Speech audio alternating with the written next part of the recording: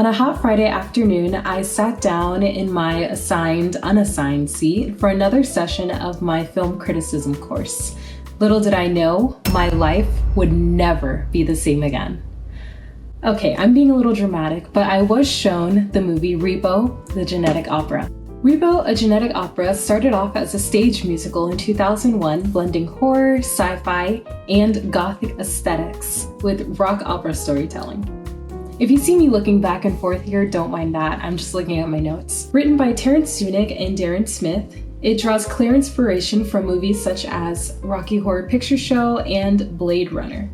See, getting it made was tough. Studios doubted that anyone wanted to see a rock horror opera, and so with just an $8.5 million budget, which sounds like a lot, but it really isn't enough. In reality, it's tiny compared to musicals such as Sweeney Todd and Chicago.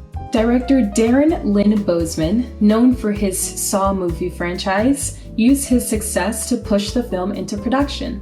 Even then, Lionsgate only gave it a very limited release, only in select indie theaters and such, and it only grossed about $180,000, barely scratching the budget of this film.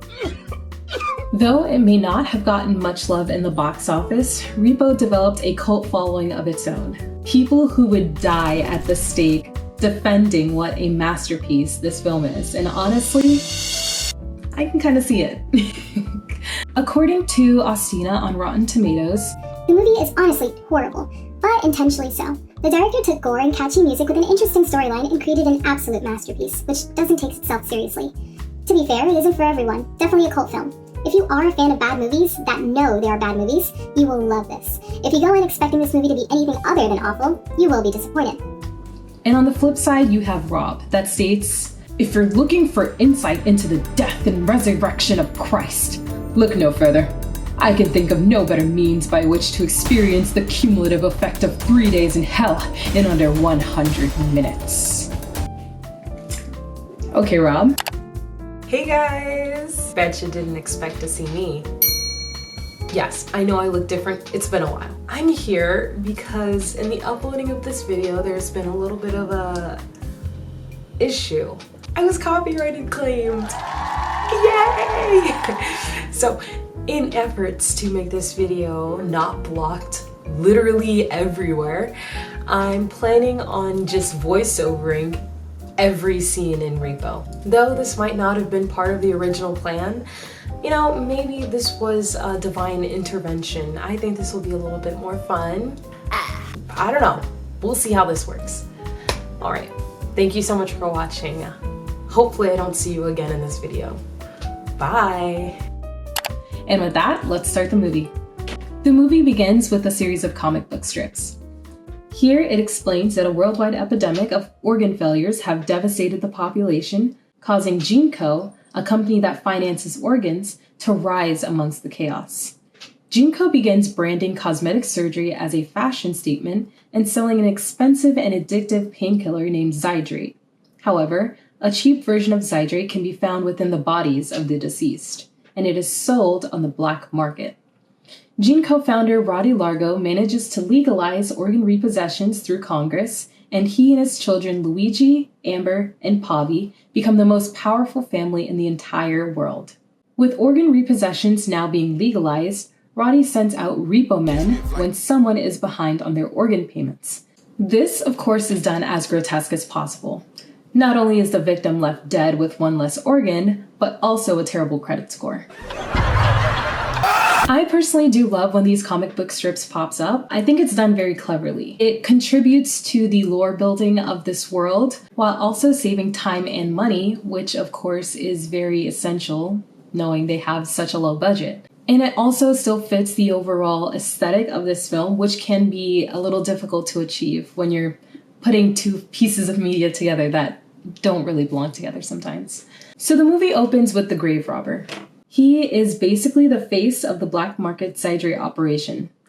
Not only is he a character within the film, but he is also a narrator that occasionally breaks the fourth wall. Not only is he a character that occasionally breaks the fourth wall, but he's also Sir Terrence Sunick himself. Like, come on, man, you can't co-write an opera and then cast yourself as one of the main characters. I would do the same. The opening scene, or rather musical number within this opera, begins with the grave robber introducing one of the main characters, the Repo Man, generously demonstrating himself repossessing an organ. Say that you once bought a heart to new corneas, but somehow never managed to square away your debts. He won't bother to write or to phone you. He'll just rip the still beating heart from your chest. I'm gonna be honest, some of these songs are a hit or miss, but I think this one is an example of one of the hits. I think it does a great job setting the tone for the entire film. It's gritty, it's goth, it's chanty, it's eerie, dare I say a little seductive. The choir in the back really ties it all together. Visually, it's stunning. The way that this dystopian world is filmed with the use of soft focus and desaturation creates this haunted, pale, and dreamy look that is just... so good and tasty? Not to mention the costume design and makeup of every character within this film is just absolutely incredible. Meanwhile, up in this super tall and definitely not CGI tower, we are introduced to the kingpin Roddy Largo, played by Paul Sorvino. I'm sorry, Mr. Largo. I'm afraid it's terminal. You don't have much time. It's spreading rapidly. So Roddy is actually dying. He's dying from who knows what, but apparently it's serious. After receiving the news, Roddy telepathically orders his sexy henchwoman to kill that man because, damn it, how dare he? With Roddy's health declining and the giant corporation that is GeneCo on his shoulders, everyone's wondering who will inherit it after his passing. Well, in Roddy's words, I'll keep those vultures guessing. since Sidri can be drawn from dead bodies, cemeteries are closely monitored by GeneCo. Thus, we are introduced to Shiloh, played by Alexa Penavega, known for her role in the Spy Kids movies as Cameron. Not by me, though, I've never watched any of them. Shiloh is sneaking into her late mother's mausoleum to chill and read as one does. However, all of that literally goes right out the window the moment she spots a cool bug. What the fuck we can find?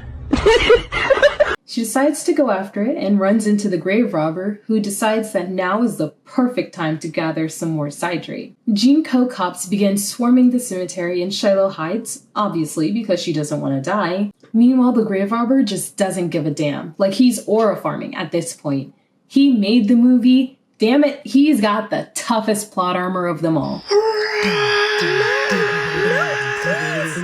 Down, lock down, grave robbers, down. No. Wait, no. It's locked. Blood pressure warning. Blood pressure warning. Blood pressure warning. Blood Eventually, pressure though, warning. Shiloh is caught and swarmed. Unusually, though, coming to her rescue from the GeneCo guards is the mass-murdering Repo Man. I wanted to bring some attention to the set design within this film. At no moment in any of these scenes does a single corner look unintentional, dull, boring. No, it doesn't happen. Considering the budget this film had, they did an astounding job completely immersing the audience within this world. When Shiloh regains consciousness, she's back at home in bed and bald. We're introduced to her father, Nathan, played by actor and singer Anthony Head. Dad, what happened? You're gonna be alright, that's all that matters. The blood disease that took your dear mother from us passed from her and into your veins. I'd be lost if I were to lose you. I will stop at nothing to keep you safe. It's revealed that Shiloh is ill and is therefore kept isolated from the world around her. Nathan takes it upon himself to self-medicate Shiloh from her rare and fatal blood disease and tells her she cannot step foot outside because she could literally die. I'm not trying to downplay high blood pressure, but sis does not have to be bald and in plastic for this. After treating Shiloh and giving her a stern talking to about daring to step foot outside, we get some insight into Nathan's backstory. 17 years ago, before Shiloh was born, Nathan and Shiloh's mother, Marnie, was living the perfect life. However, Marnie suddenly became incredibly ill. Seeing how Nathan's treating Shiloh's HBP, she probably just had the flu or something. So Nathan comes up with this concoction that's supposed to cure her, but after taking it, Marnie begins bleeding profusely. With Marnie slipping away, Nathan makes the tough decision and chooses to save Shiloh. After this lore dump, we are blessed with what I think is the best number in this film. Legal Assassin is just so bomb. It's basically a glimpse into Nathan's dark and twisted mind, and it follows his internal monologue. After losing Marnie, he's gone insane, like he has lost his marbles. Look what I've become. The nightmare that she should fear is the father you left alone.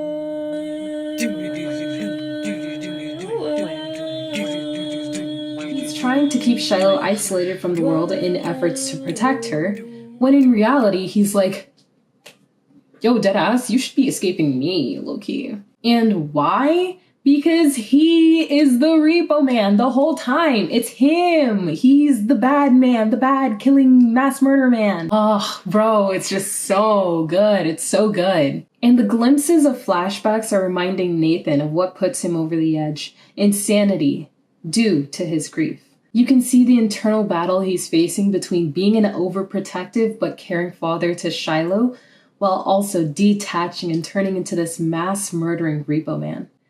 Anthony Head really delivers both sides of Nathan. Hearing the gentleness and warmth of Nathan's voice switch to the gritty vocal fry of the Repo Man is what really sells it. After that beautiful masterpiece, we are blessed again. For different reasons. We're the freaking Stag Brothers. He left me in charge, sister. I don't take lip from a slut. My brother and sister should freak. Polly, shut the freak up. So here we are introduced to Roddy's three kids. Luigi, played by Bill Moseley, Pavi, played by Navik Ogre, and Amber, played by Paris Hilton. Luigi is portrayed as a short-tempered murderer, Pavi a woman-obsessed face wearer, and Amber as the cunty one? You ain't got the guts, brother. I'll barf on your lungs, brother. Dad will leave Jinko to me. You wait. Time will tell. This song, in my opinion, is one of the misses in the aspects of being a good song. However, I do still enjoy it because it is very campy and satirical. We cut back to Shiloh, and she has received an ominous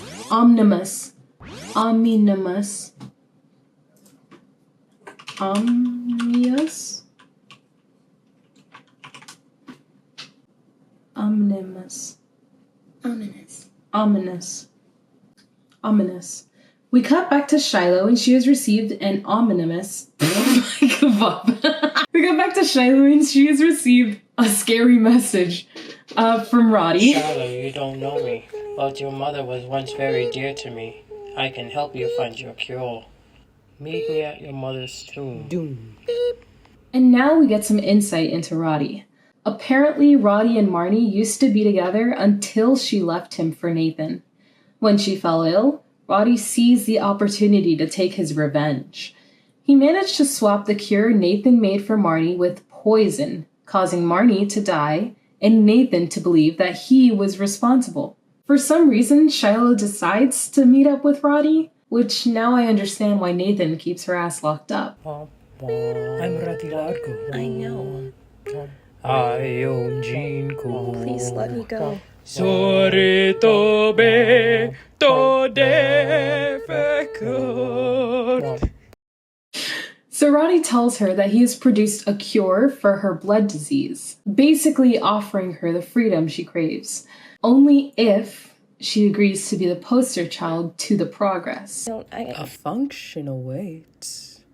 Will you be my date? I can't. Blind Mag will be there. You two should meet. See, Blind Mag is a singer and an icon in this universe, and she is basically the face of Jinko. And when Shiloh is still hesitant and like, yo, I literally cannot go. My dad will kill me. He's like, Who says that dad needs to know everything?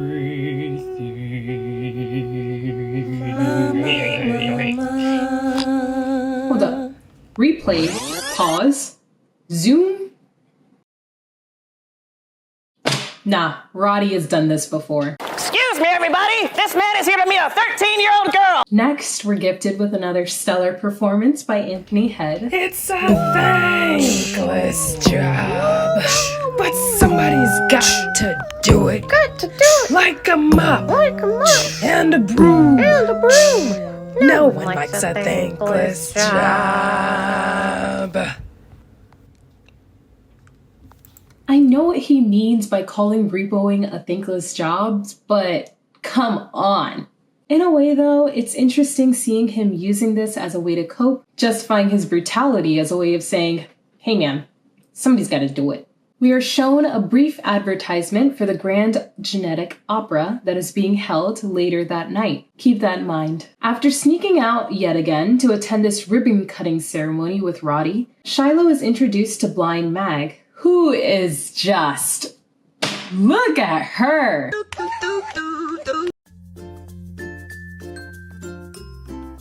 So 17 years ago, back when Marnie was still alive and dating Roddy, Marnie and Mag were best friends. Mag was blind, and Roddy took it upon himself to cure her of her blindness, and it worked. Mag was given the gift of sight, and her life was perfect, until she realized that this gift came at a price. She had signed away her freedom, and she now serves Roddy Largo. Please don't go. Don't say no. Technically, you belong to Jinko. Because Zydrate is such a powerful and addictive painkiller, we are told that Amber, Roddy's daughter, is the face of this Zydrate support network. However, rumors circulate that Amber herself is hooked on street Zydrate. Shiloh is then placed into this tent to, I guess, begin her curing procedure for her blood disease, but she starts freaking out because her father calls and asks her where she is, because now she has to get home or else she'll get caught. Here to save the day, of course, is the grave robber, and he convinces her that he can get her home in time. This is a lie, and he instead takes her to shoot up some street Zydrate in a back alley.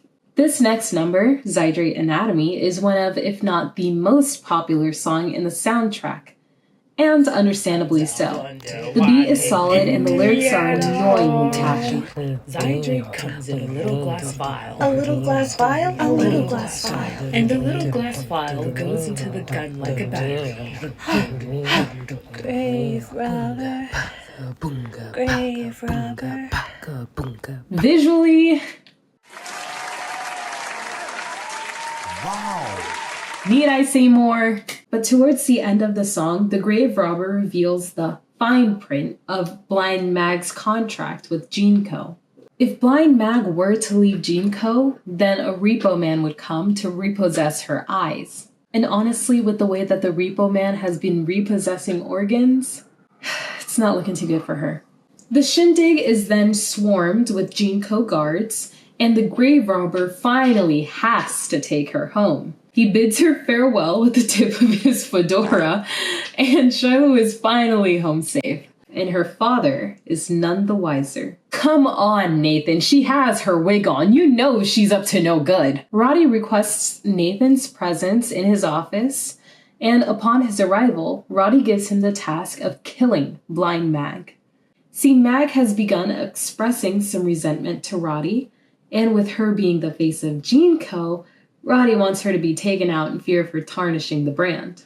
But since she was an old friend of Marnie, Nathan is obviously very against the idea, and he refuses to go through with it. But Roddy doesn't give up because remember, kids, there's nothing a little gaslighting can't do. So he brings up his deceased wife and reminds him that he was the reason she is dead. while also reminding him that Roddy is the reason why he isn't in jail and is therefore indebted to him. Roddy takes him in for a bit of killing to, get him back into his evil and freaky mindset, and it seems to have worked. Remember who you are. I remember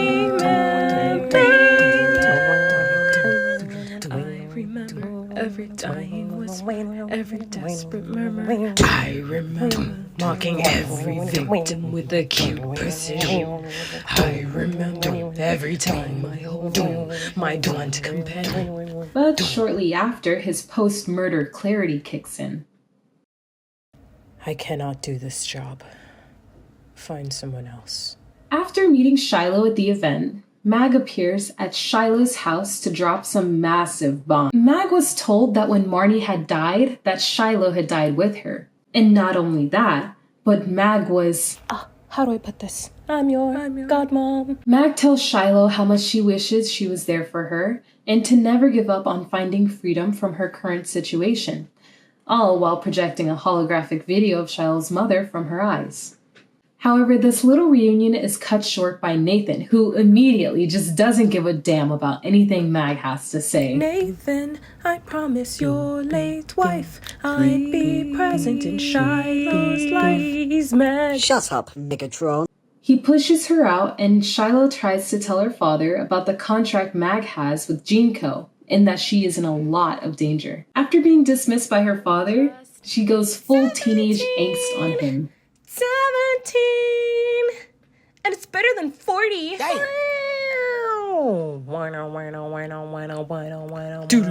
17! Mama's drama's got to go down. 17!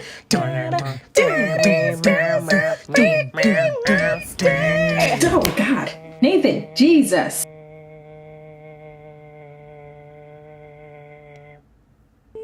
Blood pressure warning. Shiloh, I'm sorry. Blood pressure warning. Blood pressure warning. Back in the GeneCo office, Roddy is... Oh, God, not him, too. Damn, I messed up. We gotta go back. Amber comes in devastated because one of her many cosmetic procedures has gone terribly wrong. Oh.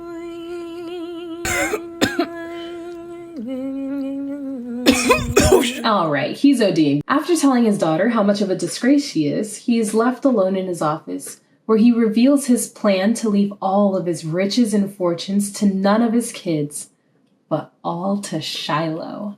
Meanwhile, Nathan catches one of Roddy's DMs to Shiloh, telling her to meet him at the opera where he has her cure and that everything will be revealed. So Roddy thinks he can take Shiloh. Dad? Nothing, Shiloh, nothing, go to bed. Nathan does not like this at all, and he plans on doing something about it. Shiloh slips out of the house and into Roddy's limo, bound for the opera, where he tells her to wear a dress that used to be worn by her late mother. The opera begins, and it's as extravagant as you'd imagine it to be. When Shiloh arrives, she is placed into a room with a projector.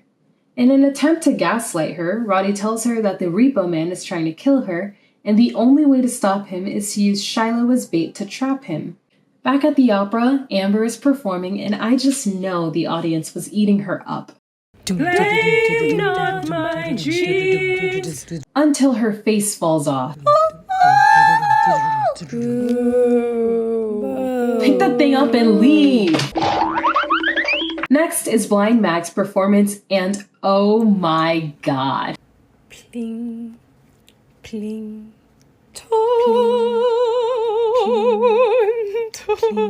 tempo un cielo fatale di nome cromojo. It's just so good. Do I know what she's saying? No. Do I need to? No. I would rather be. At the end of the performance, she literally gouges her eyes out.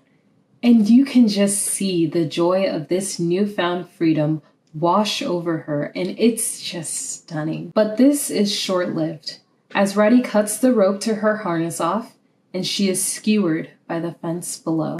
Back with Shiloh, she has successfully trapped the Repo Man. And when he unmasks himself, she realizes that the monster was her dear overprotective father the entire time. Didn't I tell you not to go out? Didn't I? You did, you did. Didn't I say the world was cruel? Didn't I? You did, you did. So tell me how this happened, what I did wrong. Tell me why. Can't we just go home shy and forget this dreadful night? He tries to pull this thing where he's like, oh, you should have listened, bro. Like, I told you. I literally told you. Cruel world out here. It's tough. It's tough out here. Let's go home and forget this ever happened. And Shiloh's like, oh, you're so right. Wait a minute. You lied to me. Nathan is seeing red at this point, and all he wants is revenge. So he goes in, cracking skulls and giving stink eyes. And when he goes to confront Roddy, Luigi catches him off guard with a quick slash to his leg. Curtains are pulled, and Roddy announces to everyone that he is, in fact, dying. I'm dying, you friggin' idiots. Shiloh sees all of this going down and, of course, is very angry at her father for lying to her for all of these years. And there's more beneath his mask. Did you know he killed your mother? It was just an accident. Shiloh, believe me. Introduce you to the man who made you sick. He's poisoned all your medicine.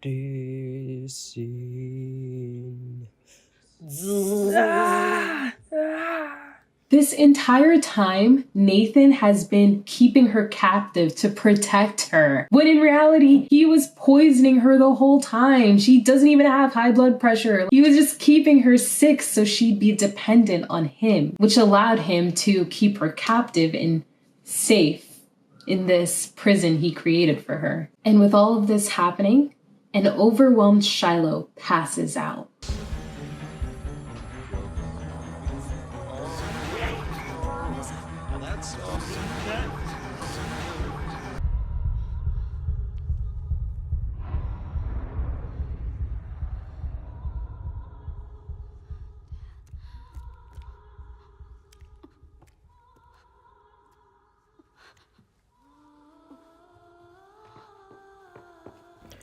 Your mother. I wonder what they were doing the whole time that she was unconscious. Like, Roddy's just sitting there, he's just like, oh. She's out again. She's guess we'll just have to sit here and wait. Anybody know any tricks? Or? Roddy proceeds to explain his and Marnie's past relationship and how Shiloh would have been his daughter if she hadn't left him for Nathan. And so he asks her to kill her father, and in return, inherit all of Gene Co. What? All of it? See, Shiloh's rebellious, not murderous, so of course her immediate reaction is, what? No. See, as Roddy is trying to convince Shiloh to shoot Nathan, he's coughing, he's wheezing, he's obviously not looking too good. When all of a sudden, the power goes out, and Nathan is shot. Dad! Dad, no! Please! Go away, I don't need you, neither one of you. Go away! When I'm gone, Jinko will crumble. And the world will remember how lucky they were to have Rati Largo. Bling, bling, bling. And with that, Roddy Largo collapses onto the stage floor. This scene always takes my breath away.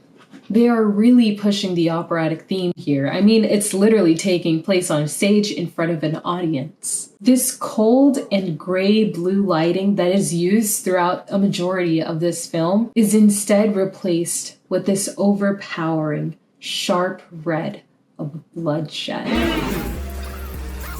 Majority of this film is spoken through song. However, this is one of the very few moments a character communicates through spoken dialogue. It does an amazing job at causing this monologue to stand out and just feel so heavy, like a king has finally fallen.